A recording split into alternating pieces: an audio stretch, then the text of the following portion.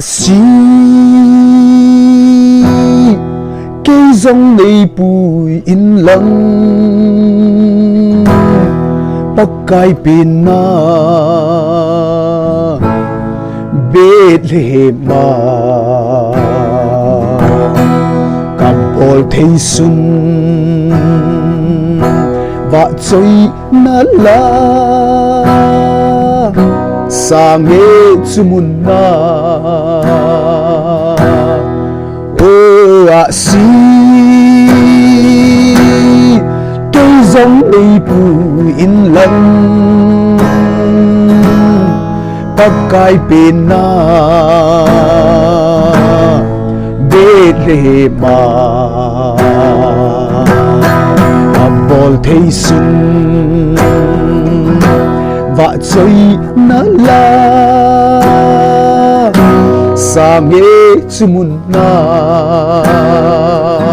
amen o si kiti kahin sa he jan la kahin se mahin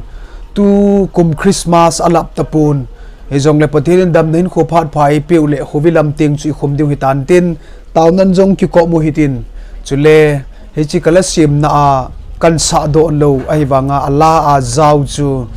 vo mi ching ho idia a si chu na sun la lova herod ko ma chu na galu do ham ti chu kala sim na apanga hi in kasopite ho he hin cham khat ki holim lew han a si le kha thim ho chu Jisu Krista ko malhun the di wa chunga ko na mel chi de ki pi chu a si chu hi in tua i ho pathin mel chi nei pi u chu cha pa chang khat Jisu Krista hi a hin hi ji chun kasopite ho pathin lunglam chu he Jisu Krista chu ivet dova izuyuwa ama kom ilun the di wa pathin to gun hi chi Bethlehem bong bua chu Jisu Krista chu ain pen sa ai ni chun pathin ging pumin Jisu Krista nung zuyu hitin Bethlehem a hi che nau sen hung ping hi anung izuyuwa pathin kom ilun diu ti pa pathin to gun hi i ho akona mul swam thin dingin lamchum chum le leisit ho satna leisit da mi him te velovin he ti chun chung lama pathin ging pumin Jisu Krista Bethlehem a hung ping ama nung hi zuyu hitin amana se chu cross ki put in kanung hin zuin ati hin hi je chun asile khati mon akipiu mel chi na chu cham khat adal ha wa herod kom alut nau chu ichan ge ya boy ham hi je chun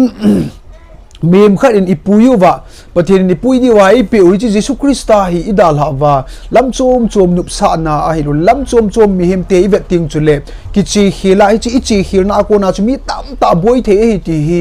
a sile kha thim wa ko na jong chom cha ikitil kho hi han lang ka supite ho ka ki pa e aji chu ning kumin chal kot mun chun ta sal hasam ta le dam mo pum pumin Christmas ka mangin tu kumwang pathin in dam na hin khon ei ki le do se in galmol el galmol le mata galmola Christmas ka manding a hin program chu ka dai le committee ho chun 27 ge ya dingin agongubin ya chu pathin lunglam a hin le pathin lungde ya ka hin sei do theina hin dingin na ho ko ma jong taw na ngai cha jong ka hin phu na hin ka ki pa e ipi hi in asile kha thim ho akona ikitil kho na chom cha hin chule la ingai ho a hi in pathin in hi che video clip chom cha vi ho zo se na bon chawin phathei na bu taw han Christmas iman na chi wa dam sel chi u hi te ka ki pa e o a si cây dòng này bùi in lăng bắc cai pin na Bethlehem